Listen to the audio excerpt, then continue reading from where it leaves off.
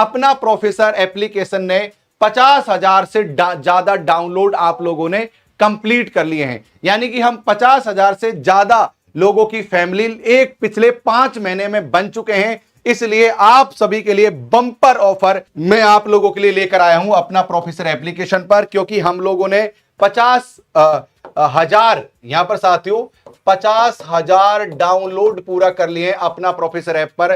तो आप सभी दोस्तों का शुक्रिया। ये केवल और केवल आप सभी के प्रेम की बदौलत ही ये संभव हो पाया है कि आपने अपना प्रोफेसर, जो मेरा एक छोटा सा स्टेप था आप लोगों के लिए, उसमें लगभग 5 महीने में आप लोगों ने 50,000 से ज्यादा लोग यहां पर साथियों जुड़ चुके हैं। अगर आप अपना प्रोफेसर एप्लीकेशन पर जाओगे तो साथियों यहां पर आप पाओगे कि आपको यहां पर 50,000 से ज्यादा डाउनलोड हो गए हैं।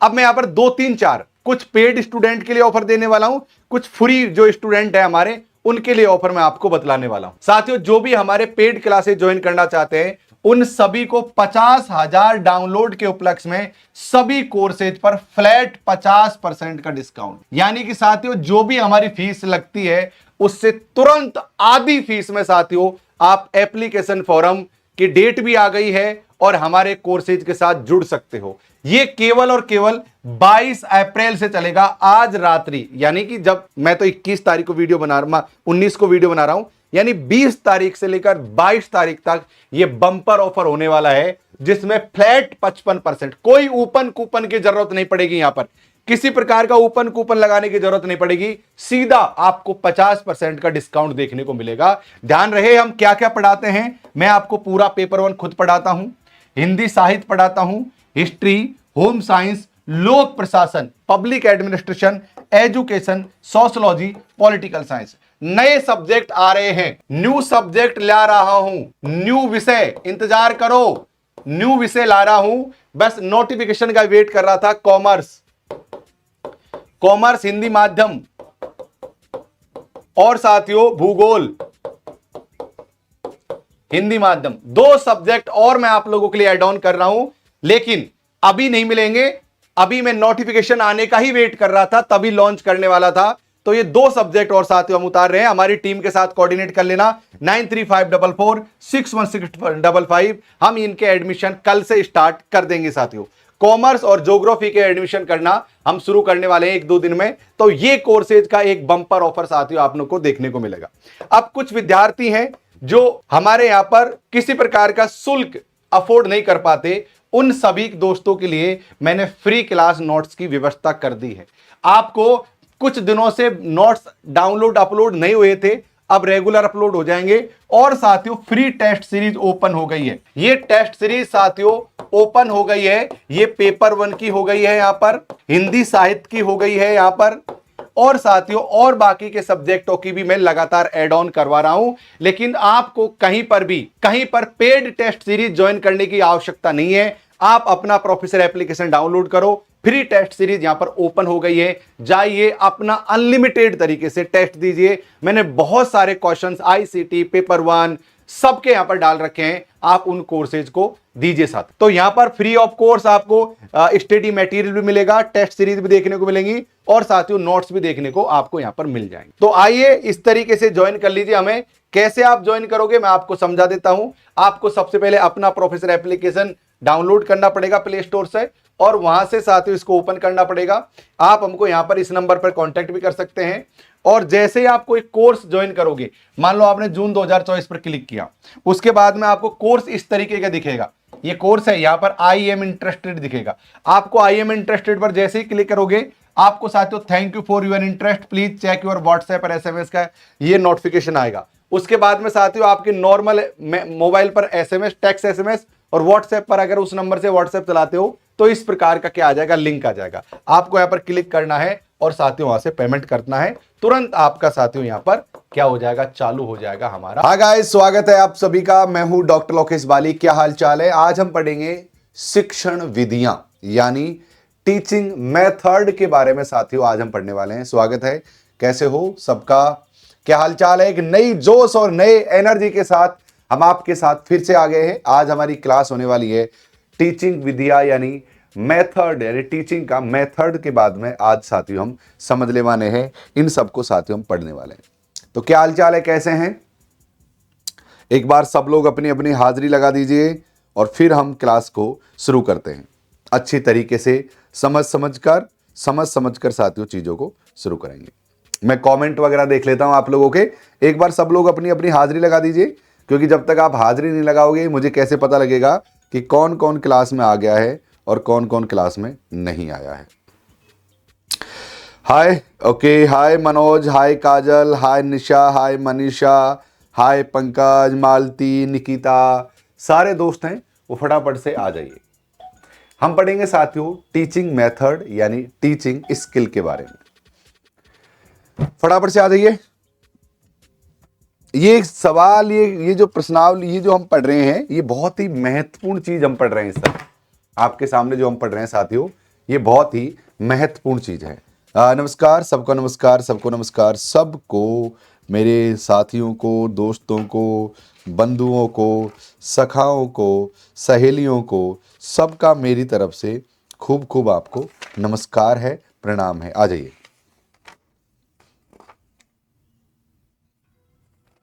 आज हम पढ़ेंगे साथियों टीचिंग मेथड के बारे में। कि टीचिंग मेथड क्या है, इसको साथियों समझने का प्रयास करते हैं। सर क्लास पीडीएफ भी दे दीजिएगा जल्दी, बहुत जल्द मिल जाएगी, आप चिंता ना करें। पहले समझो शिक्षण विधियां क्या है। क्या है शिक्षण विधि? देखो क्या होता है कि जैसे आप किसी विश्वविद्यालय में प्रोफेसर बने, मेरी तरफ देखो, आप किसी विश्वविद्यालय में प्रोफेसर बने। अब भाई प्रोफेसर बनने के कुछ नियम होते हैं पढ़ाने के। कोई नियम तो ऐसा है आप बैठकर बात कर रहे हो, किसी नियम में क्या है कि आप दिखा दिखा कर समझा रहे हो, किसी चीज में आप डायरेक्ट किसी का व्याख्यान कर रहे हो, और किसी चीज में आप प्रैक्टिकल करके समझा रहे हो। यानी कि किसी भी टॉपिक को समझाने के अलग अलग तरीके हो सकते हैं। जैसे अगर टॉपिक कोई ऐसा हो जिसकी व्याख्यात्मक हो, जैसे कि मैं हिंदी में मान लो कविता पढ़ा रहा हूं, तो अगर मान लो मैं कॉलेज में पढ़ा रहा हूं तो बहुत ज्यादा व्याख्यात करूंगा। खैर अभी जो यूजीसी नेट के लिए तो हम बहुत ज्यादा व्याख्यात नहीं करते क्योंकि पॉइंट टू पॉइंट चलते हैं। मैं उसकी बैठकर व्याख्या करूंगा। एक बार नायिका ऐसे आई, नायिका नीचे से इतनी सुंदर, ऊपर से इतनी सुंदर, नायक इतना हैंडसम था हमारा, नायिका ने ये कर दिया, अरे भाई इस तरह, ये पूरी व्याख्या चल रही है। ठीक, अगर मैं आपको कोई ऐसी चीजें समझा रहा हूं, ये मोबाइल के बारे में समझा रहा हूं, तो भाई ये मोबाइल के अंदर ये डिस्प्ले है, ये कैमरा लग रहा है, ये नहीं दिखाकर भी समझा रहा हूं। यानी विधियां जो होती है ना, वो मेथड होते हैं, वो बहुत तरीके के होते हैं। यानी विधियां हैं, जो मेथड हैं, वो साथियों बहुत तरीके के होते हैं। अब सबसे पहले हम बात करेंगे शिक्षक केंद्रित विधियों के बारे में। और शिक्षक केंद्रित विधि कौन कौन सी है, आइए उनका हम समझने का प्रयास करते हैं। हाँ, सबसे पहले देखिए, शिक्षक द्वारा शिक्षण कार्य करते समय पाठ्य वस्तु को सरल और बोधगम्य बनाने के साथ ही विद्यार्थियों को सर्वोत्तम शिक्षा देने हेतु जिन परिस्थितियों का प्रयोग किया जाता है उन्हें शिक्षण विधियां कहते हैं। क्या कहते हैं उनको? शिक्षण विधियां कहते हैं। क्या कहते हैं उनको? शिक्षण विधियां। उनको कहते हैं साथियों शिक्षण विधियां। आइए ये शिक्षण विधियां कौन कौन सी हैं एक बार आप बात कीजिए। सबसे पहले हम बात करेंगे विद्यार्थी केंद्रित शिक्षण विधियों की। सबसे पहला व्याख्यान विधि, लिखो, लिखिए व्याख्यान विधि। एक नंबर लिखिए, नोट करते जाइए। आप लोग कहते हो ना कि सर नोट्स बनाने हैं हमें, आपके लिए नोट्स ही बनवा रहा हूं, लिखते जाइए। फिर मैं चीजों की व्याख्या बाद में कर दूंगा। पहले हम क्या करते हैं, आप लोगों के लिए नोट्स बनाते हैं। शिक्षण विधि का एक व्याख्यान विधि, और एक हो गया साथियों प्रदर्शन। मैं समझा दूंगा इसका मतलब क्या है। व्याख्यान विधि, प्रदर्शन व्याख्यान विधि का मतलब है दिखा दिखाकर किसी चीज के बारे में बतलाना। ये मैं आपको समझा दूंगा, आप इसके लिए चिंता ना करें। व्याख्यान प्रदर्शन विधि। एक विधि है साथियों ऐतिहासिक विधि। मैं सबके बारे में समझा दूंगा, लिख लो आप तो ऐतिहासिक विधि, क्योंकि ये एग्जाम में ना डायरेक्ट पूछी जाती है। ये एग्जाम में क्या होती हैं, ये डायरेक्ट पूछी जाती हैं, इसलिए साथियों। एक होता है अन्वेषण विधि। अन्वेषण का मतलब शोध होता है एक प्रकार से, अन्वेषण विधि। एक होता है साथियों अन्वेषण विधि। अन्वेषण का मतलब होता है शोध। एक होता है प्रयोजन विधि,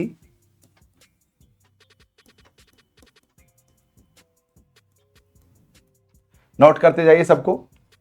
ऐतिहासिक विधि, अन्वेषण विधि, एक होता है प्रयोजन विधि,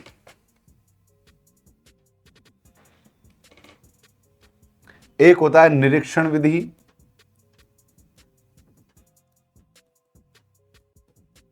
लिखते जाइए। सातवें नंबर पर जो विधि आएगी वो साथियों क्या है, समस्या समाधान विधि, समस्या समाधान विधि।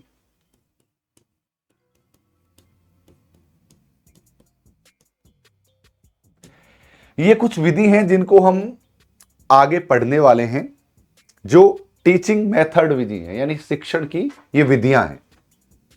इन्हीं विधियों को आज साथियों हम एक एक करके बारीकी से समझने वाले हैं। शुरू करें, चलिए। तो ये हमने देख लिया कि शिक्षण विधि का मतलब क्या है, कि शिक्षक द्वारा शिक्षण कार्य करते समय कक्षा में पाठ्यक्रम को सरल तरीके से बोधगम्य बनाने हेतु विद्यार्थियों को सर्वोत्तम शिक्षा देने का काम किया जाता है। यही साथियों क्या है, शिक्षण विधि कहलाता है। क्या कहलाता है ये, शिक्षण विधि कहलाता है। क्या कहलाता है, शिक्षण विधि कहलाता है। ओके, ठीक। सर नोट भी अभी तक दे देंगे, सारे नोट्स वगैरह मिल जाएंगे, हम नोट्स वगैरह की चिंता ना करें। तो ये चीजें आपने नोट कर ली हैं गाइज, सबने नोट कर ली है चीजें, आगे बढ़ें। अब यहां से आगे एक एक चीज को समझने का प्रयास करते हैं। क्या है यहां से आगे, आइए साथियों हम बात करते हैं शिक्षण केंद्रित विधियों के बारे में। अब देखो क्या होता है कि शिक्षक है ना, कुछ ऐसी विधियां होती हैं जो शिक्षकों को ध्यान में रखकर बनाई गई हैं, इसे कहते हैं शिक्षक केंद्रीय विधि। जैसे मैंने अभी जितनी भी आपको विधियों के नाम बताए हैं, ये क्या है, ये सारी विधि वो है जो शिक्षक केंद्रीय विधि है, यानी जिसमें शिक्षकों को ध्यान में रखा गया हो, इनको शिक्षक केंद्रीय विधि कहा जाता है। ठीक है, एक बार लैपटॉप को मेरे पास में ले लेता हूं ताकि मुझे कमेंट वगैरह ठीक से दिखने लग जाए, क्योंकि वहां पर मुझे ना कमेंट नहीं दिख रहे थे ठीक ढंग से, तो मुझे कमेंट देखने में डिस्टरबेंस हो रहा था।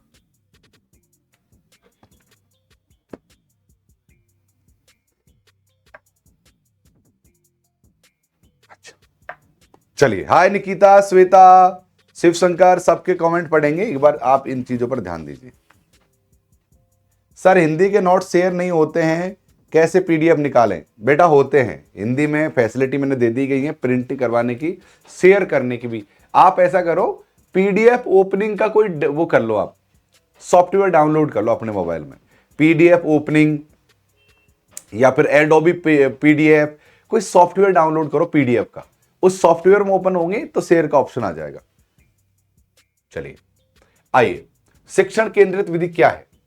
इस विधि में शिक्षण कार्य करते समय कक्षा का वातावरण पूर्ण रूप से औपचारिक और कठोर होता है। देखो औपचारिक का मतलब होता है ऑफिशियली। अगर मान लो आप किसी कॉलेज में पढ़ा रहे हैं तो आप कॉलेज के नियम के अनुसार ही पढ़ाओगे,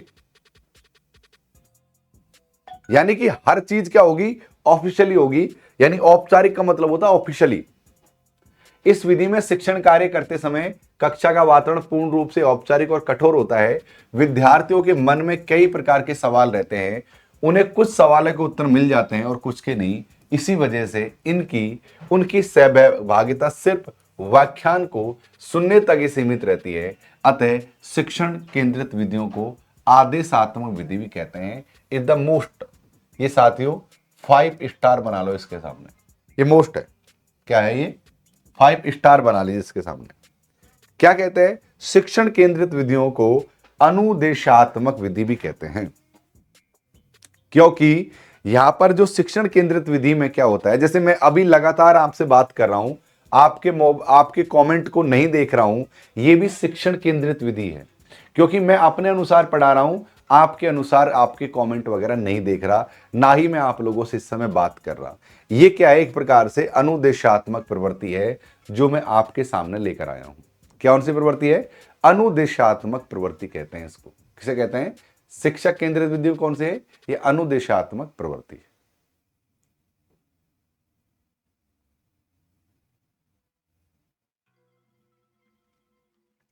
ओके गाइज,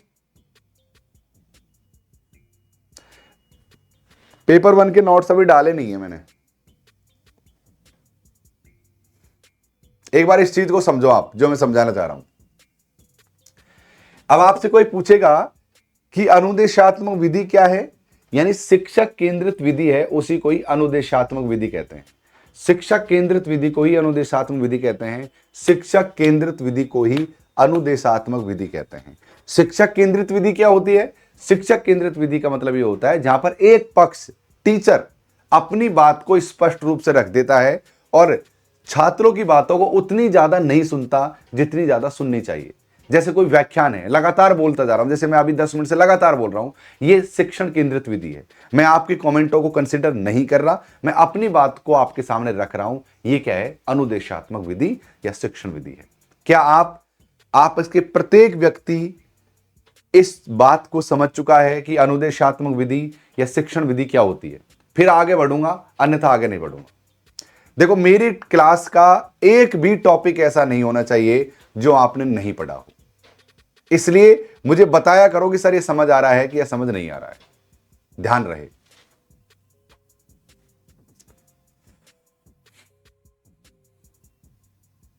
आ गया समझ सबको?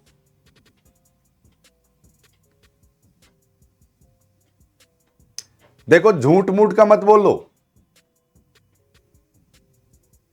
अन्वेषण विधि क्या होती है? रजनी शुक्ला। अरे भाई, होली के गीत, होली के दिन होली के गीत गाओ, दिवाली के मत गाओ। मैंने अभी अन्वेषण विधि समझा ही नहीं है। जो मैं समझाऊं सिर्फ उस पर ध्यान देना है, ना आगे ना पीछे, कहीं नहीं। ज्यादा शाणे मत बनो। जितना मैं सिर्फ इतना पूछा है कि क्या आपको अनुदेशात्मक विधि समझ आ गई, सिर्फ इसके बारे में लिखना था। अन्वेषण आगे समझाने वाला हूं, आगे मत चलो। ठीक। चंद्रकांता, अपना दिमाग थोड़ा खोल के रखो बेटा। अगर दिमाग नहीं खोलोगे, इसकी सजा यह है कि क्लास को दोबारा देखना।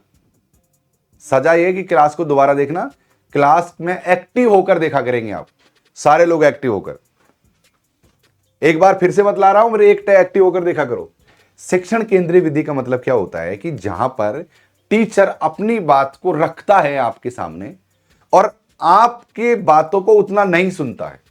जैसे व्याख्यान विधि शिक्षण केंद्रीय विधि होती है, जहां पर टीचर अपनी व्याख्यान देता है, बात करता रहता है। जैसे मैं अभी लगातार आपकी बात कर रहा हूं, लगातार पढ़ा रहा हूं, आपकी बात नहीं सुन रहा। इसे कहते हैं टीचर सेंट्रिक मेथड, और इसी को कहते हैं साथियों अनुदेशात्मक विधि। इसी को कहते हैं अनुदेशात्मक विधि, यानी टीचिंग मेथड और अनुदेशात्मक विधि एक ही है। ठीक है? क्या है? अनुदेशात्मक विधि है। मुझे उम्मीद है ये सारी चीजें आपको समझ लगी होंगी। अब आगे बढ़ूंगा।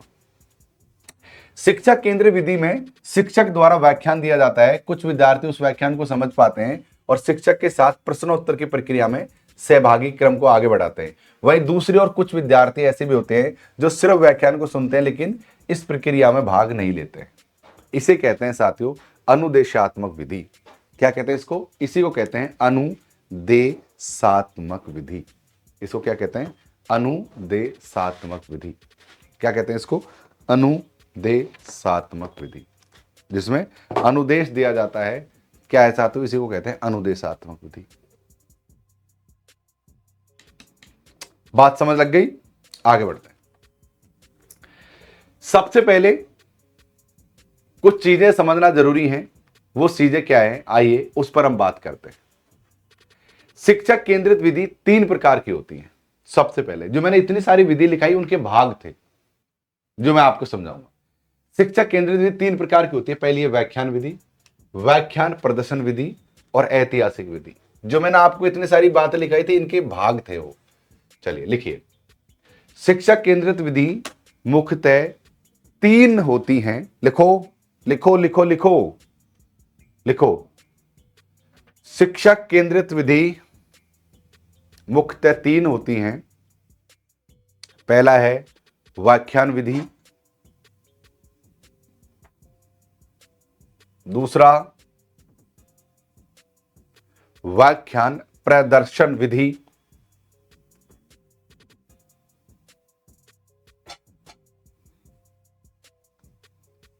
व्याख्यान प्रदर्शन विधि। थर्ड वन ऐतिहासिक विधि। अब हम एक एक चीज की यहां पर व्याख्या करेंगे। अब हेडिंग बनाओ, हेडिंग बनाओ व्याख्यान विधि। अब हेडिंग बनाओ व्याख्यान विधि का हेडिंग बनाइए। चलिए व्याख्यान विधि की हेडिंग बनाओ कि व्याख्यान विधि क्या है। हेडिंग बनाइए व्याख्यान विधि।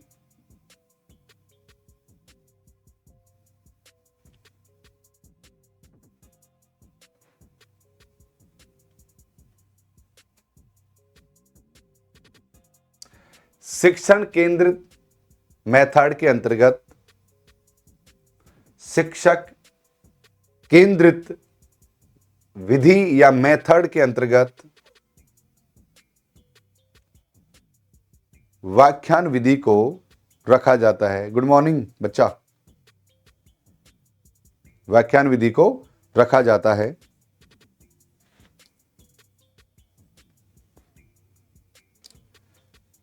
भारतीय समाज में। भारतीय समाज में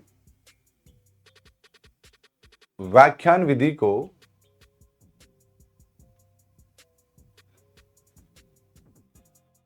पौराणिक समय से, व्याख्यान विधि को पौराणिक समय से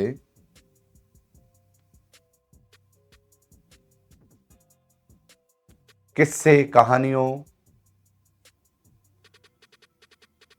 पहेलियों,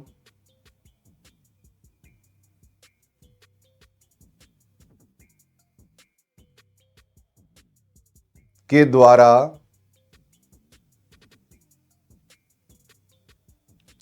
गुरु ऑब्लिक शिष्य, गुरु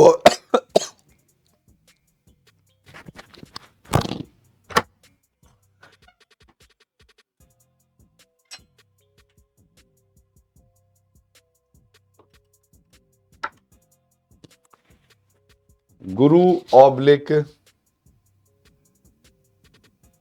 शिक्षक एक बार अपने छात्रों के लिए इस विधि का प्रयोग करता था। मतलब बेसिकली ये जो विधि है ना, इसमें शिक्षक अपने छात्रों को जैसे कोई कहानी सुना रहा है। मतलब मान लो कि कोई कहानी सुना रहा है, भाई एक जमाने में एक राजा था और उस राजा ने शिकार खेलने चला गया। जंगल में उसको एक सुंदर कन्या दिख गई और वो कन्या को अपने साथ ले आया, उसको बेटी बनाकर रखने लगा, उसकी शादी कर दी, उसका विवाह कर दिया, उसके विवाह में ये किया, वो किया, ये किया। अब इसमें पता क्या है, टीचर अपनी स्टोरी सुना रहा है और सारे लोग सुन रहे हैं। यानी कि एक्टिव आदमी कौन है? शिक्षक है। बहुत कम लोग ही हैं जो उसके साथ इनबिल्ड होने वाले हैं। तो इस प्रकार के मेथड को क्या कहते हैं? व्याख्यान विधि कहते हैं। लाडो, लाडो गुड मॉर्निंग। मेरी बच्ची कब की सो रही है? आज तो पूरी रात सो लियो शेर। गुड मॉर्निंग मेरा बच्चा, गुड मॉर्निंग। एक आपको मैं बाहर छोड़ के रहता हूं। चलो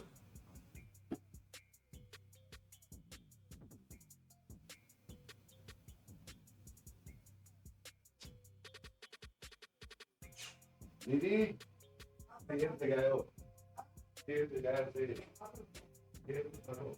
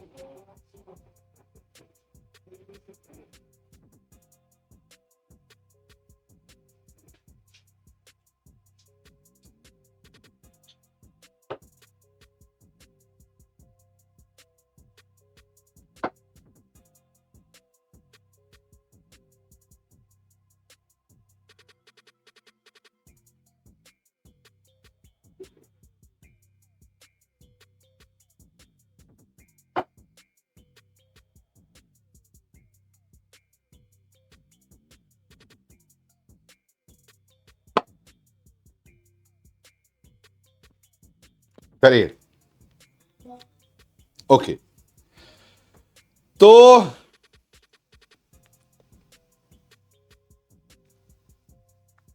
मेरे फोन में अपना प्रोफेसर ऐप क्यों अपलोड अपडेट मैसेज आ रहे हैं और कल से ही क्लास लेट से ज्वाइन हो रही है। दिव्या मिश्रा, हाँ, डाउटिंग के लिए क्लास रख लेंगे। व्याख्यान विधि का मतलब मैंने समझा दिया कि व्याख्यान विधि क्या होती है। व्याख्यान विधि का मतलब आप समझ चुके हो कि जहां पर शिक्षक अपनी बात को कहता है और स्टूडेंट ज्यादा इन्वॉल्व नहीं होते उस बात में, उसे कहते हैं व्याख्यान विधि। क्या कहते हैं उसको? व्याख्यान विधि साथियों कहते हैं।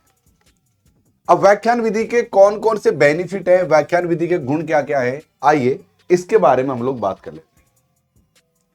विषय वस्तु को कम समय में तेज गति से पढ़ाया जाता है।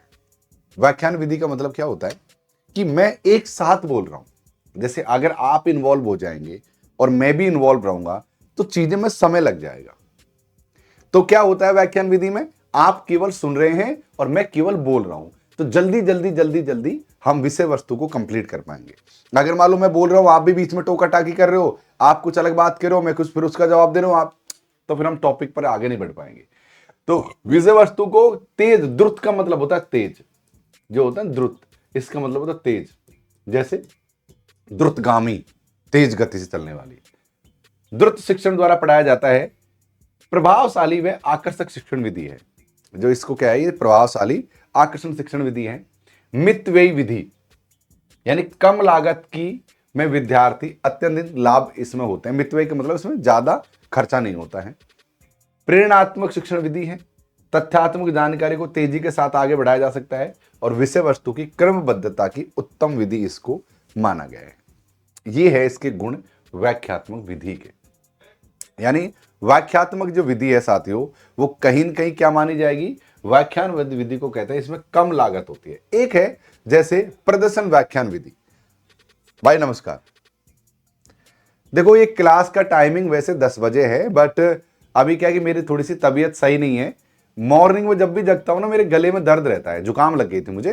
एक्चुअली मैं ट्रेवल कर रहा था ना, जयपुर वगैरह 5-6 दिन कहीं बाहर गया था, तो मुझे थोड़ा सा जुकाम लग गया।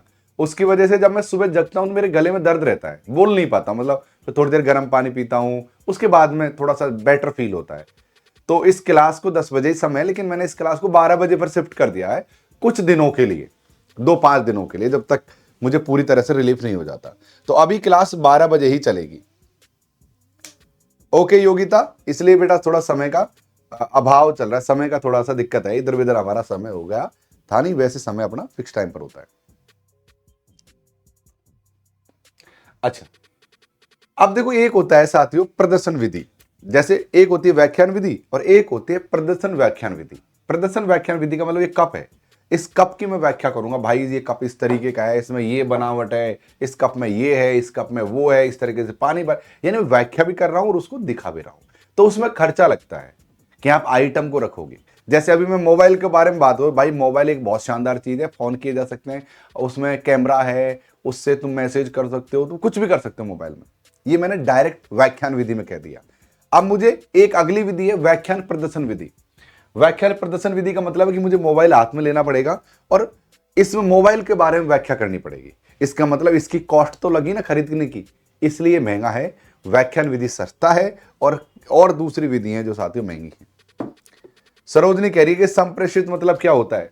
संप्रेषित का मतलब होता है जो मैं आपसे बात कह रहा हूं वो आप तक पहुंच रही है, संप्रेषण है। इसको कम्युनिकेशन करना संप्रेषण है। कम्युनिकेशन मतलब संप्रेषण है। इतनी सरल चीज को सीखना जरूरी है आपको, ठीक। तो व्याख्यान विधि के गुण भी आप लोगों ने समझ लिए हैं कि व्याख्यान विधि के गुण क्या है। अब व्याख्यान विधि के दोष क्या हैं, आइए इसको भी हम देख लेते हैं। व्याख्यान विधि के दोष क्या है समझ लेते हैं। अधिगम सिद्धांत करके सीखने का अनुकूल नहीं है। एक बात बताऊं, करके सीखना, एक काम तो क्या है कि आप किसी के मुंह से सुनो, और दूसरा काम क्या है कि आप देख कर सीखो या करके सीखो।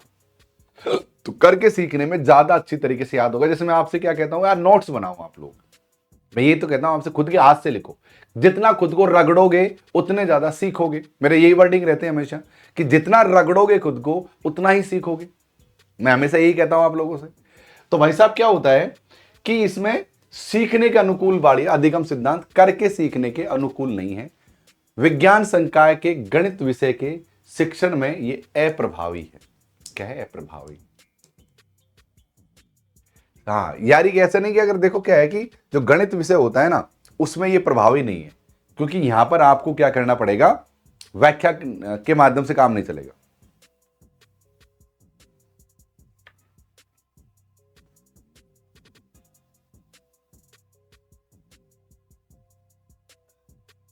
बिल्कुल शिवानी, बिल्कुल जल्द ही समय बदलेंगे, बिल्कुल सब बदल लेंगे भाई, है ना, बिल्कुल समय बदल लेंगे। चलिए, तो व्याख्यान विधि में एक तो अधिगम सीखने में उतना महत्वपूर्ण नहीं है। दूसरा क्या है कि गणित जैसे चीजों को व्याख्यात्मक विधि में नहीं सीख सकते, क्योंकि व्याख्या विधि में केवल बोला जाता है। और क्या दोष है इसके? तार्किक शक्ति के विकास में बाधक है। तर्क उतना अच्छे से नहीं कर पाते हैं इसमें। विद्यार्थी समूह निष्क्रिय है, सिर्फ सुनता है। जैसे व्याख्यान विधि में क्या होता है कि बच्चे सिर्फ सुनते हैं, निष्क्रिय होकर सुनते हैं। किसी किसी को नींद आ जाती है, किसी किसी को नींद आ जाती है। क्या लेना है?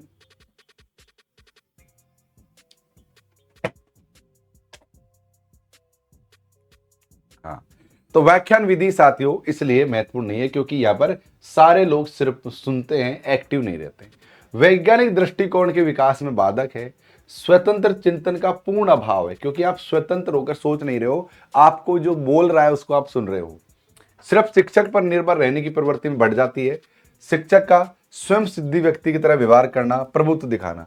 इसमें क्या है कि टीचर अपने विचारों को आपके ऊपर थोपने लगता है और अहम ब्रह्मस्मि, यानी मैं ही सब कुछ हूं, मैं ही ज्ञानी हूं, ऐसा भाव टीचर के मन में आने लगता है।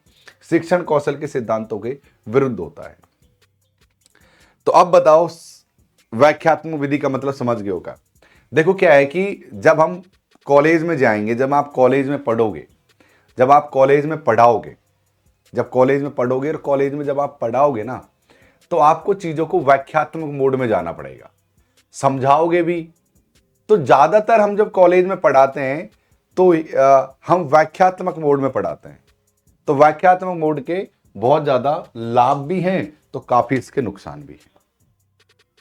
जैसे अभी मैं कैसे पढ़ा रहा हूं, अभी मैं आपको व्याख्यात्मक रूप से पढ़ा रहा हूं, बट मैं आप लोगों के सवाल, पूरी तरीके से ये व्याख्यात्मक क्लास नहीं है, लेकिन कुछ हद तक ये व्याख्यान क्लास भी है।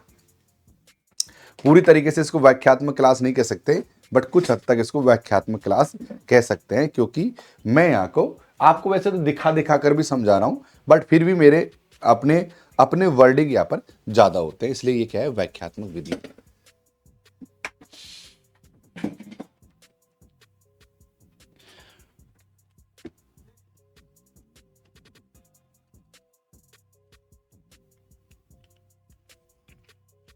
नानी नानी मेरी नानी, दुलारी नानी। चलिए चलिए अब हम अगली विधि की तरफ रुख करते हैं। अब मुझे बताइए, शिक्षण विधि का मतलब समझ गए आप लोग, निर्देशात्मक विधि का मतलब समझ गए आप लोग, और व्याख्यात्मक विधि का मतलब समझ गए। तीन विधि का मतलब समझ गए आप तीनों का। पॉइंट नंबर 2, विज्ञान संकाय के, विज्ञान संकाय मतलब जैसे व्याख्यात्मक विधि में गणित नहीं समझा सकते ना भाई, गणित तो सॉल्व करवाई जा सकती है ना। आप अगर बोलकर ओरल तरीके से किसी को मैथ तो नहीं समझाते कि भाई ऐसा करो 2 गुणा 2 कर लो बराबर 4 आ गया, 4 गुणा 6 कर लो 8 आ गया, 8 फलाना दिखाना, इससे इसको काट दो, ऐसे थोड़ा ना होगा भाई, वो तो करके सिखाना पड़ेगा ना। व्याख्यात्मक विधि का मतलब ये होगा कि आप खड़े हो, आप बोल रहे हो 2 गुणा 2 कर लो यार, मैथ में कर लो, भाग कर लो, ऊपर 2 संख्या लगा दो, ब्रैकेट बंद कर दो, ऐसे थोड़ा ना समझाएंगे। इसलिए ये ज्यादा विज्ञान वर्ग में ये ज्यादा महत्वपूर्ण विधि नहीं मानी जाती है। खासकर इस विधि को आर्ट्स में, हिस्ट्री में, पॉलिटिकल साइंस में, हिंदी साहित्य में, इन सब विधियों में इनको बेहतर माना जाता है।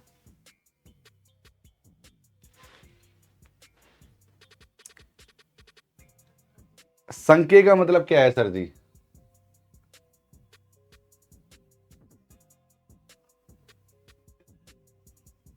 संकाय, अपना दिमाग घर छोड़कर ही आ गए हो क्या? जैसे विज्ञान वर्ग, विज्ञान संकाय होता है, कला संकाय होता है, कॉमर्स संकाय होता है, वाणिज्य संकाय होता है।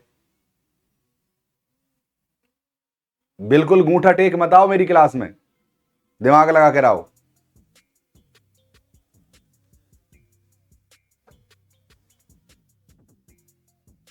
गुरुजी क्लास में सारा डेटा खत्म हो जाता है, ज्ञान भी तो ले रही हो बेटा। अगर क्लास में सारा, एक तो ना वो ऐसा करो, इसमें वो आता है,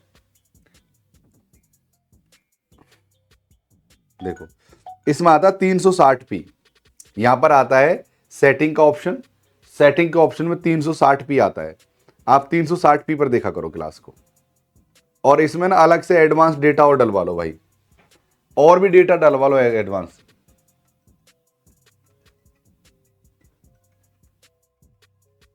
भाई देखो डेटा तो आप थोड़ा सा एडिशनल डेटा डलवा लो, आपको काम आएगा, खत्म नहीं होगा।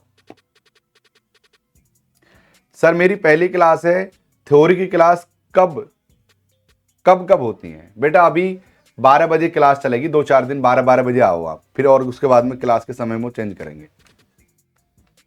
चलिए अब है साथियों अगली विधि है, उसका मतलब व्याख्यान प्रदर्शन विधि। व्याख्यान प्रदर्शन विधि का मतलब है कि तुम व्याख्यान तो कर रहे हो लेकिन साथ के साथ दिखा रहे हो। जैसे मेरी अभी जो विधि है ना, वो कौन सी है? व्याख्यान प्रदर्शन विधि है, क्योंकि मैं व्याख्यान भी कर रहा हूं और मैं आपको दिखा भी रहा हूं, इसे कहते हैं व्याख्यान प्रदर्शन विधि। ठीक, क्या है इसके अंदर, आइए समझते हैं। इस विधि में शिक्षक को व्याख्यान देने के साथ साथ अपने व्याख्यान को बहुआयामी आधार देते हुए प्रयोग प्रदर्शन प्रभावी ढंग से प्रस्तुत करना पड़ता है। इसमें व्याख्यान विधि के साथ साथ प्रदर्शन विधि का समावेश रहता है। इसे भाषा युक्त प्रदर्शन विधि भी कहते हैं। इसके अंतर्गत शिक्षक द्वारा विद्यार्थियों के समक्ष प्रयोग किया जाता है और इसी दौरान उन्हें प्रश्न भी पूछे जाते हैं। प्रदर्शन कार्य शिक्षक द्वारा भली भांति अभ्यास करके सुनियोजित ढंग से किए जाने पर यह सर्वश्रेष्ठ शिक्षण विधि मानी जाती है। क्या मानी जाती है? सर्वश्रेष्ठ शिक्षण विधि। जैसे मैं अभी जो पढ़ा रहा हूं ना आपको, वो सर्वश्रेष्ठ शिक्षण विधि के माध्यम से पढ़ा रहा हूं, क्योंकि मैं व्याख्या प्लस प्रदर्शन कर रहा हूं, या मतलब चीजों को दिखा रहा हूं, तब जाकर इसको क्या कहते हैं, इसको विधि का मतलब होता है। धर्मराज कह रहे हैं कि सर मैंने मकान मालिक के वाईफाई का पासवर्ड चोरी कर लिया है। क्या बात है गर्दा, बहुत बढ़िया भाई धर्मराज, मौज कर दी तेने तो यार, ये तो अरे लूट लिया रे, लूट लिया। क्या बात है, क्या बात है, बहुत खूब, छा गया भाई धर्मराज, बहुत बढ़िया, बढ़िया किया तूने ये काम। भाई आप भी ये कर लो, आप भी ये कर लो भाई, लूट लिया, लूट लिया। कितने लोग रूम लेकर रहते हैं बाहर? आप में से कितने लोग हैं जो रूम लेकर रहते हैं बाहर?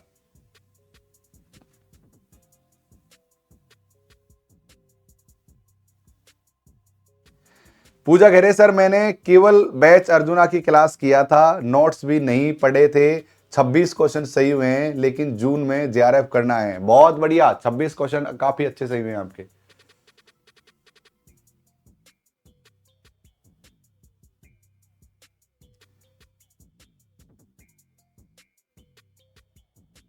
क्या बात है, क्या बात है। इंदौर में रूम, अच्छा आप में से कितने लोग रूम लेके रहते हैं, दोबारा कमेंट करो मुझे। और कितने लोग घर से पढ़ते हैं, कितने लोग रूम लेके रहते हैं और कितने लोग घर से पढ़ रहे हैं, सब लोग कमेंट करके बताइए। सारे लोग कमेंट करके बताइए। अरे मैं मत बोलो, मैं का मतलब क्या है, मुझे क्या पता है घर है या रूम है। ऐसे बोलो होम या रूम, घर से या रूम से। अच्छा, अनुराधा घर से है, दिवांशु मेगा हॉस्टल में रहती है, रूम ले रखा है, जीतू घर से है। घर वाले लोगों की संख्या ज्यादा है। रूम पर, रूम पर, रूम पर। सर मैं घर से पढ़ती हूँ, बहुत बढ़िया है। ओके, देखो मैं तो आपसे ये कहूंगा कि अगर आर्थिक रूप से कमजोर स्थिति है घर की, तो रूम लेने की आवश्यकता नहीं है, आप घर पर भी पढ़ सकते हो। क्योंकि रूम लेंगे कहीं पर तो 2-2.5 हजार से कम नहीं आएगा रूम। कम से कम 3,000 रुपए का तो रूम आएगा ही आएगा। आज की डेट में 3,000 का रूम आएगा कम से कम, ध्यान रहे।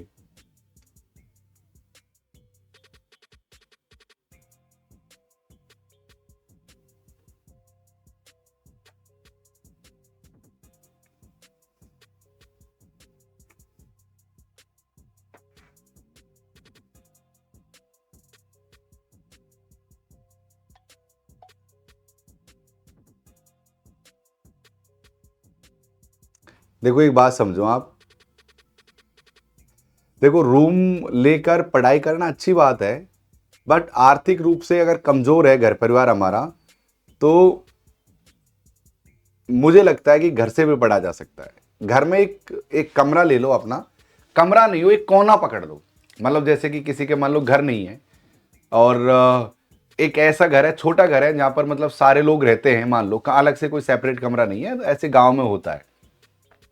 एक कॉर्नर पकड़ लो, कॉर्नर, उस कॉर्नर में अपनी टेबल लगाओ, एक कुर्सी लगाओ और एक जुगाड़ कर लो पढ़ने का। प्रॉपर एक जगह होनी चाहिए, तभी जाकर हम पढ़ सकते हैं।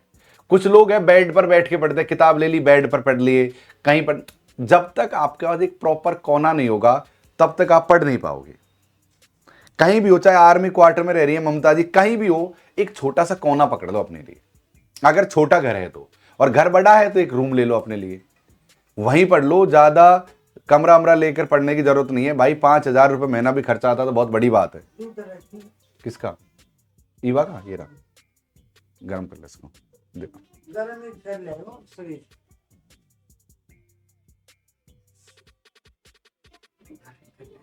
गेट लगा दो भाई। अगर हम रूम लेकर भी रहते हैं ना कहीं, तो कितना खर्चा आ जाएगा? 5,000 तो आप मोटा मोटी मान कर चलिए। आप 3,000 रूम का रेंट है और 2,000 तो आपका खाने पीने का, सब्जी का हो ही जाएगा खर्चा। फिर किराया भी लग जाएगा गांव से शहर तक आने का। 5-6 हजार रुपए मरे से मरे मान कर चलो आप कि इतना खर्चा तो आपका होना ही होना है, चाहे आप छोटे शहर में रहो चाहे बड़े में रहो। भाई मेरी सलाह है व्यक्तिगत रूप से कि आप 5-6 हजार रुपए महीना मत खर्च करो भाई। भाई एक किसान के परिवार में 6,000 रुपए का महत्व तो मैं जानता हूं। इससे बेहतर मेरी सलाह यह है कि जो तुम 5,000 रुपए महीना खर्च कर रहे हो ना, उसकी जगह तुम अच्छी कोचिंग ज्वाइन कर लो, अच्छी किताब खरीद लो। वो ज्यादा महत्वपूर्ण है, पता है। पर ऐसे रूम लेकर रहने में फिर देखो सारी एनर्जी लग जाती है। सर 20,000, 20,000 खर्चा होगा? अरे भाई नहीं, 20,000 खर्चा नहीं होता महीने का। 5,000 होता है, 5, 5.5 खींच के।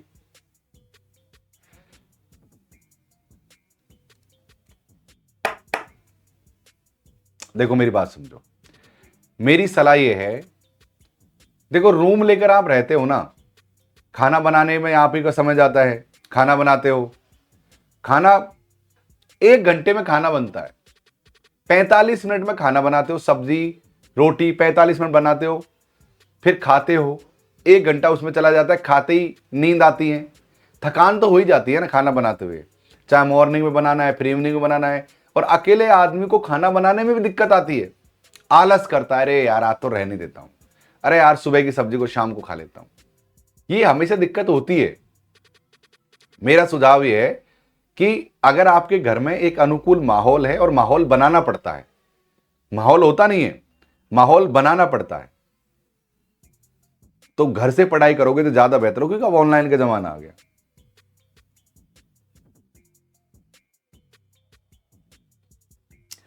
सर मेरा घर इतना ज्यादा कंजस्टेड है कि मुझे एक कोना भी मिलना मुश्किल है, इसलिए एक पलंग ही पकड़ रखा है, उस पर सब रहता है।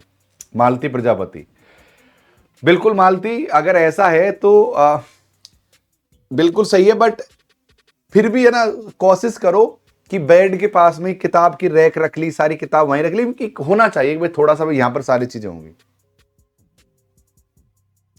सर नेट जेआरएफ करने के साथ साथ कोई दूसरा कोर्स भी करना सही रहेगा क्या, रिचा कह रही है। नहीं बेटा, रिचा मैं कहता हूं कि 10-10 जगह टांग अड़ जाओगी ना तो सफलता नहीं मिलेगी। एक काम कर सकते हो, बीएड कर सकते हो। देखो टीचिंग लाइन हमारे लिए बहुत आसान है। देखो आज की डेट में हम बैंक की नौकरी नहीं लग सकते, क्योंकि बैंक में बहुत हाई मेहनत आती है, ना एसएससी की लग सकते।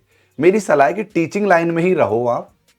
टीचिंग लाइन में नौकरी लेना ज्यादा आसान होता है कंपेयर किसी और चीज में।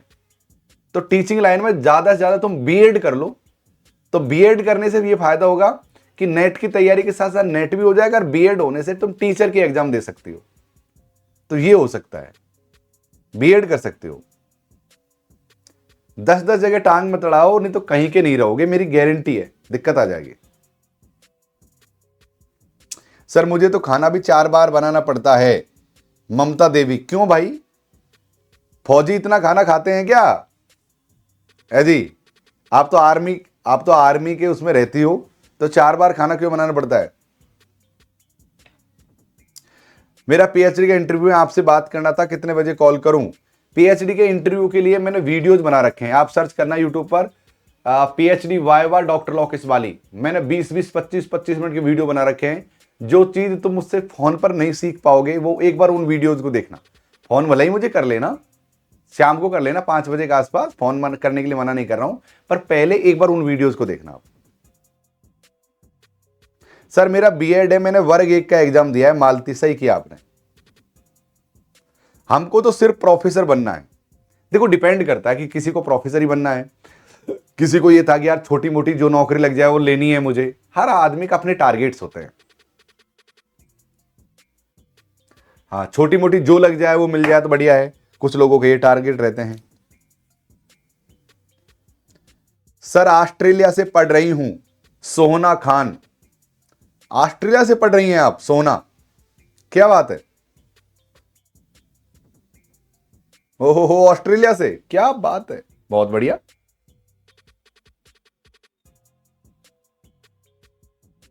ऑस्ट्रेलिया में क्या करती हैं आप? रहते हैं, आपके पति रहते हैं? धर्मराज कह रहे हैं सर मैंने गांडी उधारी देकर पीएचडी एंट्रेंस एग्जाम पास कर लिया। जियो राजा जियो, जियो। हाँ, मैंने गांडी उधारी को पीएचडी के पर्पज से पढ़ाया था, जो पीएचडी में एंट्रेंस होता है ना, उसके पर्पज से पढ़ाया था गांडी उधारी। जियो राजा, बहुत बढ़िया, शाबाश। ऐसे ही गर्दे उड़ाते जाओ यार, अच्छा लगता है। यही है अपना तो, बस आप लोग सफल हो जाओ। कभी बच्चों के लिए तो कभी हस्बैंड के लिए।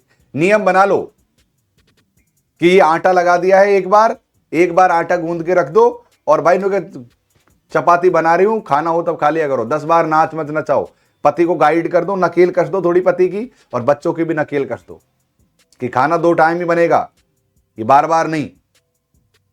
पढ़ाई करनी है मुझे, प्रोफेसर बनना है, धमका दो थोड़ा सा पतिदेव को। और पतियों को तो जितना धमका कर रखे उतना ज्यादा अच्छा है, कंट्रोल में तभी रहते हैं।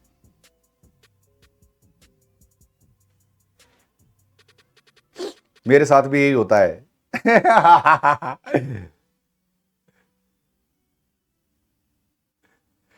हिंदी की क्लास भी होगी भाई।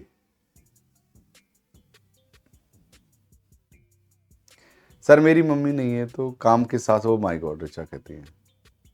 हस्बैंड सुन रहे हैं, ये तो अच्छी बात है। आपने कुछ नहीं कहा, उनको समझ लग गया होगा। मेरा उदाहरण दे दो कि सर पर कितनी नकेल कस रखी है मैडम ने, देखो ऐसे उदाहरण, क्योंकि हाँ भाई जरूरी है लगाम कस कर रखना।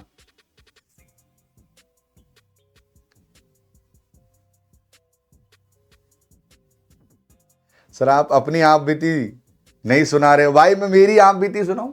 हम जग बीती क्यों सुनाएं, हम तो आप बीती सुनाएंगे। जग बीती क्यों सुनाएंगे, हम तो आप बीती सुनाएंगे। सोना कह रही है सर हम 55 ईयर ओल्ड हैं। बिल्कुल कोई दिक्कत नहीं है सोना जी। पिछले बैच में वेद भूषण शर्मा जी थे जिन्होंने योगा से नेट पास किया था। 65 वर्ष उम्र थी उनकी। लगी रहिए आप, नेट हो जाएगा। क्या बात है, बहुत बढ़िया ममता जी। सर मुझे तो बहुत काम होते हैं, पढ़ने के टाइम नहीं मिलता है, इसलिए तो आपकी ऑनलाइन क्लास ली हूं। देखो काम सबके पास होते हैं बेटा, लेकिन आपको वरीयता देनी पड़ेगी कौन सा काम कितना प्राथमिक है और कौन सा काम द्वितीयक हो सकता है। एक बात बताऊं मैं आपको, गांव में जो पूरे दिन ताश खेल रहे हैं ना, जो थड़ी पर बैठे रहते हैं गांव में, वो गांव में नहीं, वो जैसे वो पांचाल नहीं लगी थड़ी रहती है, जब चाय वाय पीते रहते हैं लोग, बस स्टैंड या चौपाल पर बैठे रहते हैं, बिल्कुल निठल्ले ताश खेल रहे हैं, पूरे दिन ताश खेलते हैं। उनसे जाकर कह दो अरे भाई फलानी जगह चल रहा है कोई काम है, अरे भाई टाइम ना है। ताश खेलने का आगे फुर्सत नहीं है। हर आदमी कुछ न कुछ करता रहता है, बट डिपेंड ये करता है कि वो कौन से काम को सर्वोपरि मानता है। हर आदमी बिजी है, पर आप अपने अनुसार शेड्यूल बनाओ, टाइम मैनेजमेंट करो अपना ढीग ढंग से कि भाई मुझे इतने बजे ये पढ़ना है, ये चीजें वरीयता में है। सर जो घर में रहते हैं उनको काम करना ही पड़ता है, ये बात भी सत्य है आजकल हमारे समाज की। पूजा यादव जी क्या करें, यही तो बात है। ममता जी कह रही कि मैंने तो 9 साल बाद में पढ़ना शुरू किया है। कोई बात नहीं ममता जी, जब जागो तभी सवेरा। बस कुछ इंसान के पास ना एक टारगेट होना जरूरी है, लक्ष्य होना जरूरी है, और आदमी का वजूद तभी है जब तुम कुछ बन पाओगे। एक घर में 2 बहू हैं, एक बहू मास्टरनी लग गई और एक बहू ना लगी। मास्टरनी की ज्यादा वैल्यू, कुछ काम और ना करेगी घर में, वो सास उसके मारे ऐसे घूमती रहेगी पूरे दिन। अरे नहीं, नौकरी पे गई है, ड्यूटी पे गई है, आएगी। तो ड्यूटी गई है, आज की तो ड्यूटी है, स्कूल गई है, कॉलेज गई है। और जो घर पर रहने वाली बेचारी पूरे दिन काम करती रहती है, उसका कोई वैल्यू नहीं है। तो भाई वजूद बनाओ अपना, कि आज के जमाने में लोग ना उगते सूरज को सलाम करते हैं, ज्यादा सीधे लोगों की वैल्यू भी नहीं है। जितना ज्यादा आप सीधा बनकर रहोगे, दुनिया उतने ही आपको दबाती हुई चलेगी। चाहे वो घर हो, ये माता पिता के साथ भी होता है। 2 बच्चे हैं, एक बच्चा बहुत सीधा है तो उसकी वैल्यू नहीं है। सबके साथ यही होता है, माता पिता, पति पत्नी, सबके साथ। तुम अगर घर में सीधी बनकर रहोगे तो तुम्हारा पति दबाएगा तुमको। अगर तुम बहुत सीधा बन के रहोगे, तुम्हारी पत्नी दबाएगी, जैसे कि मुझे दबाती है। समझ रहे हो आप? हाँ,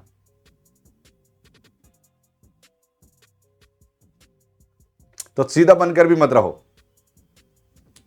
बनना कह रही है कि मेरा मैसेज क्यों नहीं देख रहे हो। अरे बाप रे, छूट गया क्या? बिल्कुल बिल्कुल।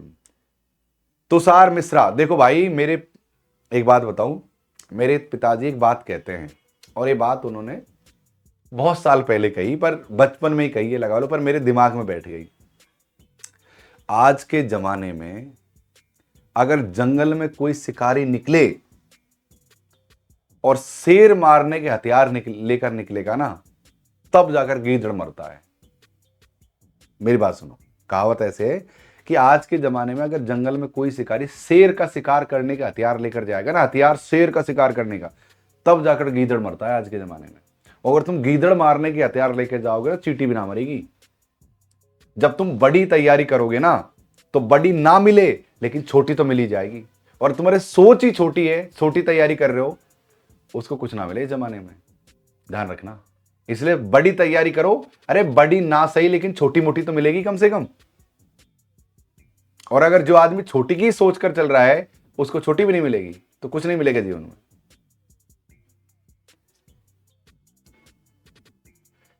जी सर, अब आगे पढ़ाइए। काजल सिंह, इनको लगता है कि ये मैं जो बता रहा हूं ये पढ़ाई नहीं है। पढ़ाई का मतलब काजल केवल किताबी ज्ञान नहीं देना होता है, इसे कहते हैं सर्वांगीण विकास। पढ़ाई में ये बातें भी जरूरी हैं।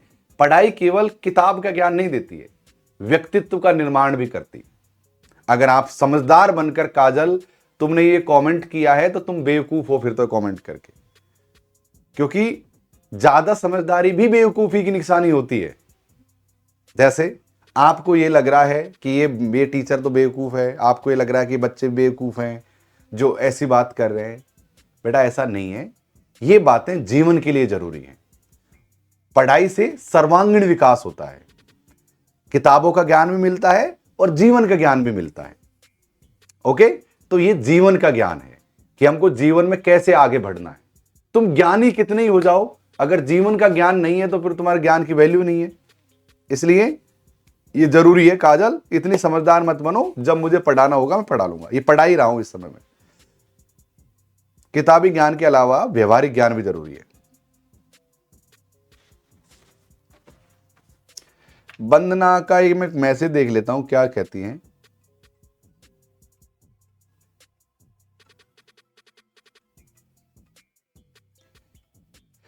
निखत कह रहे हैं कि हमारे पापा ने कल 3 थप्पड़ मारे कि कल उनको पता चल गया कि हम छुपकर पढ़ाई कर रहे हैं।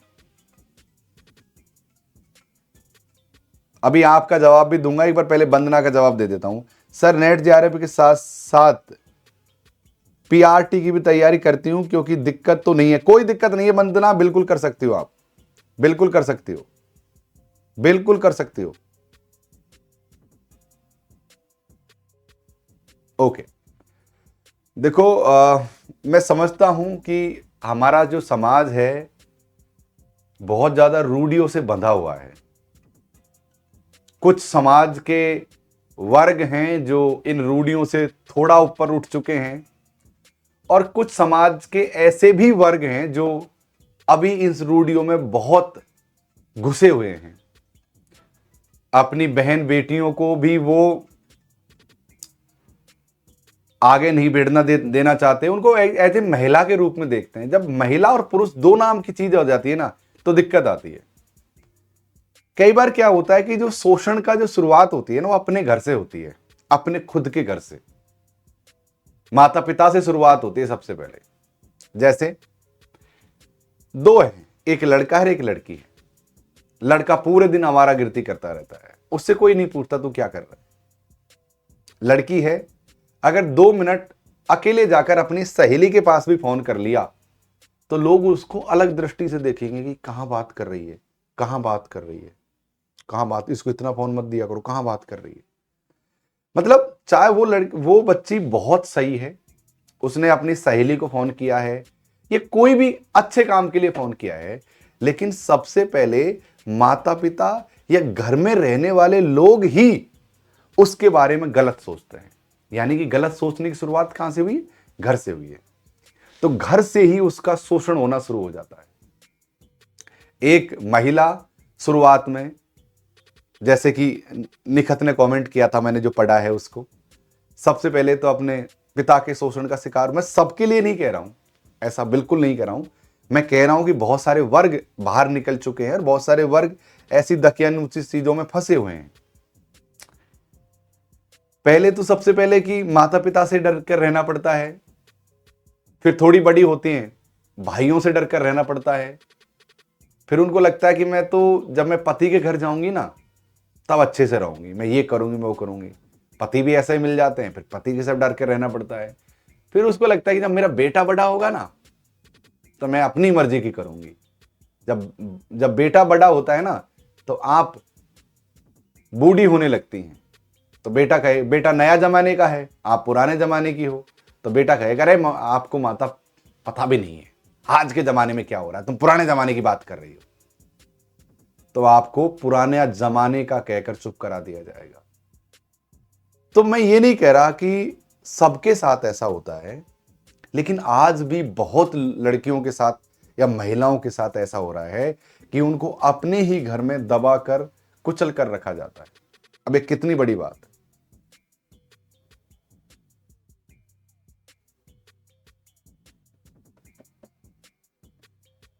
ये बात है, लेकिन मैं एक बात अब भी कह रहा हूं आपसे, ये जितनी भी बेड़ियां हैं, जितनी भी बेड़ियां जो आपके ऊपर लगी हुई हैं, पिता की, मां की, भाई की, बहन की, जितनी भी बेड़ियां हैं ना, ये सिर्फ और सिर्फ एक तरीके से ही टूट सकती हैं, पढ़ाई।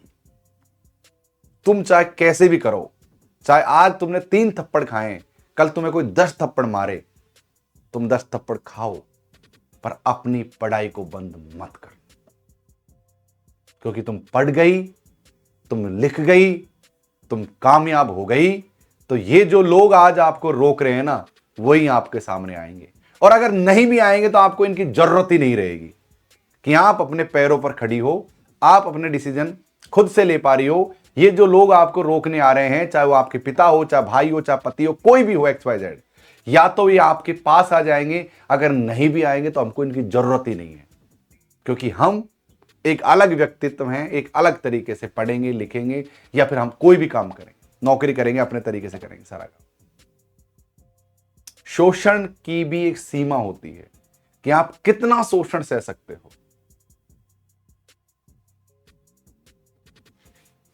इसलिए एजुकेशन ही एकमात्र ऐसी चीज है जो इन सारे बंधनों को तोड़ सकता है। बिल्कुल ममता जी, होना भी चाहिए इस तरीके का।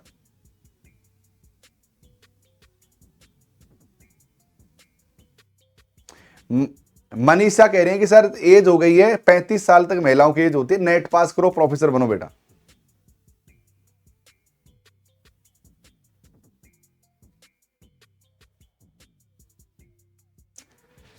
एजुकेशन एकमात्र टूल है जीवन का जो गरीबी, अमीरी, ऊंच नीच, जात पात सबको मिटा सकता है। एजुकेशन करो। अब मान लो, सपोज करो, आज मान लो किसी का पति किसी को पढ़ने नहीं दे रहा, या किसी का पिता किसी को पढ़ने नहीं दे रहा, और कल के दिन आप प्रोफेसर बन जाती हैं। आज के दिन किसी का पति किसी को पढ़ने नहीं दे रहा, छुप छुप कर पढ़ रही हो, किसी का पिता नहीं पढ़ने दे रहा, थप्पड़ मार रहा है, छुप छुप कर पढ़ रही हो, और कल के दिन आप प्रोफेसर बन जाओगी, तो क्या होगा? ये जो लोग हैं ना, चिपकेंगे आपके आके और गिनाएंगे कि मैंने तेरे लिए क्या किया, मैंने तेरी इतना फीस, गिनाएंगे अपने की हुई बातों को, गिनाएंगे। जो मानसिक टॉर्चर दिया है उसको नहीं गिनाएंगे, और वो गिनाएंगे मैंने ये किया तुम्हारे लिए। एक बात बताऊं, इनकी तब हमको जरूरत ही नहीं रहेगी। ध्यान रखना आप, इसलिए अभी पढ़ लो आप।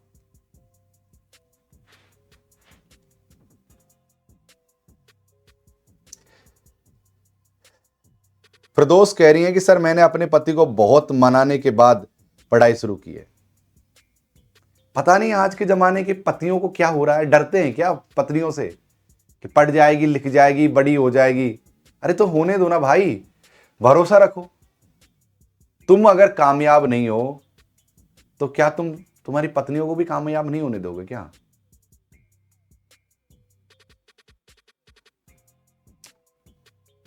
सोचो।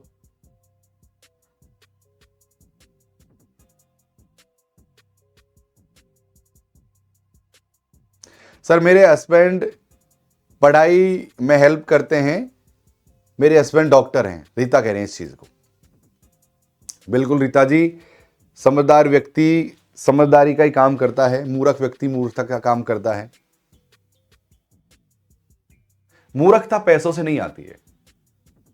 कुछ लोग बहुत पैसे वाले होते हैं, अच्छा बिजनेस होता है, सब कुछ होता है, लेकिन बहुत दकियानूसी सोच के होते हैं, महिलाओं को दबा कर रखते हैं, किसी अपनी बेटी को मारते हैं, अपनी पत्नी को मारते हैं, कुछ भी हो सकता है। पैसों से कभी समझदारी नहीं आती है। विद्या दधाति विनियम, विनियम दधाति पात्रता। विद्या ही एकमात्र ऐसी चीज है जो आपको विनम्र बना सकती है, और विद्या ही एकमात्र चीज ऐसी है जो आपको एक अच्छा नागरिक बना सकती है। विद्या दधाति विनियम, विनियम दधाति पात्रता, यानी विद्या विनम्रता को जन्म देती है, यही विनम्रता आपको अच्छा नागरिक बनाती है। पैसा होना कोई बड़ी बात नहीं है, पढ़ा लिखा होना बड़ी बात है।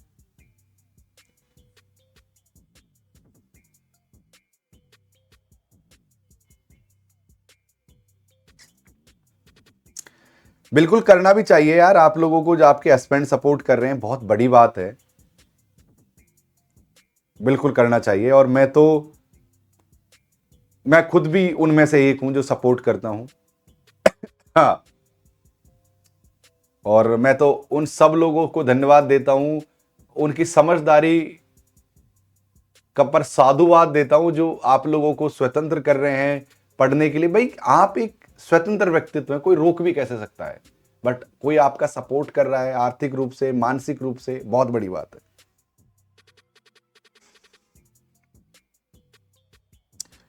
अंजना कुमारी केसरी कह रही है कि सर मैं मेरे हस्बैंड की वजह से पढ़ रही हूं। बहुत बढ़िया।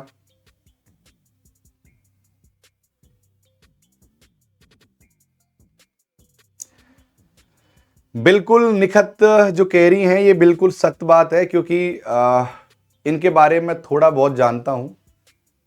क्योंकि एक हमारी जो मेरी पत्नी है पूजा जी, उनकी बड़ी बहन कह लो, उनकी दोस्त कह लो, जो भी कह लो, उनकी वो महारानी कॉलेज में प्रोफेसर हैं जयपुर में, उनकी करीबी हैं, उनकी छात्र हैं ये।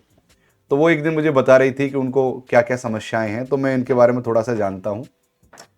तो बिल्कुल ये सही कह रही है, गलत नहीं कह रही हैं, और बहुत बड़ी बात है सपोर्ट करना भी अपने आप में। बिल्कुल सही कह रही हैं आप। माया कह रही है मेरे पापा भी बहुत सपोर्ट करते हैं। वाकई अच्छी बात है यार ये सब चीजें। देखो जीवन में मोटिवेशन होना बहुत जरूरी है। जब सब लोग ठोकर देने लग जाए ना जीवन में, चारों तरफ से जब आदमी को ठोकर मिलने लग जाती है, पति की तरफ से भी, पिता की तरफ से भी, सब तरीके से, तो एक ही मोटिवेशन होना चाहिए कि मेरी तरफ से भाड़ में जाएं ये सब लोग, मुझे कुछ बनना है और अपना जीवन अपने तरीके से जीना है, बस दैट्स इट। मुझे नहीं चाहिए ऐसे लोग, ना ऐसा पिता चाहिए, ना ऐसा पति चाहिए, मुझे नहीं चाहिए। मैं केवल अपने लिए जीती हूं, मैं अपने लिए जीता हूं और मुझे अपने लिए करना है। घोर स्वार्थी हो जाना चाहिए इंसान को, बस सीधा रखे कि भाई मुझे मतलब ही नहीं है, मैं अपना काम निकाल रही हूं, घर में रह रही हूं, मतलब खाना निकाल रही हूं, जैसे भी काम निकाल कर मुझे पढ़ाई करके नौकरी लगना, प्रोफेसर बनना है, फिर भाड़ में जाओ, मेरी तरफ से मरे जिए कुछ भी हो। जो लोग ऐसा, उनके बारे में तुम ऐसा सोचो और आगे बढ़ो, ऐसा सोच लो उनके बारे में, आगे बढ़ो, बस दैट्स इट। कि मेरी तरफ से तो भाड़ में जाएं। जो लोग सपोर्ट नहीं करते, जिनके पति पिता या इस तरीके के लोग हैं, उनको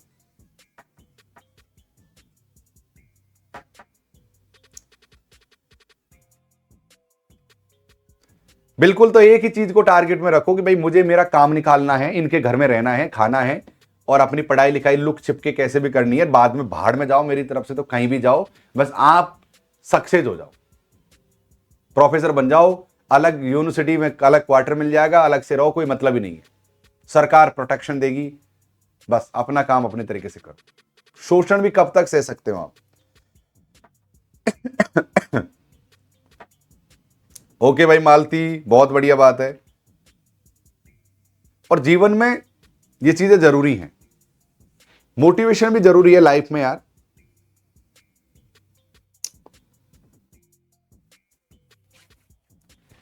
बिल्कुल तैयार हो जाओ, मैं आपके साथ हूं पूरी तरीके से। 10 तारीख से हम लोग क्लासेज का कारवा बढ़ा देंगे, क्योंकि मेरे साथ मैडम भी जुड़ जाएगी और हम लोग ज्यादा से ज्यादा क्लासेज करेंगे। पेपर 1 की तो तुम चिंता ही मत करो, पेपर 1 तो वैसे भी हंसते खेलते हो ही जाएगा।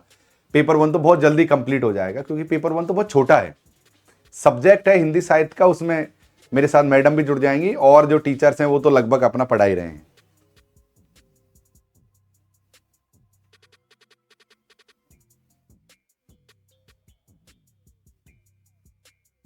लक्ष्य के बीच में जो आए उनको इग्नोर ही करो, बिल्कुल करो, बिल्कुल करो, मैं तो कहूंगा।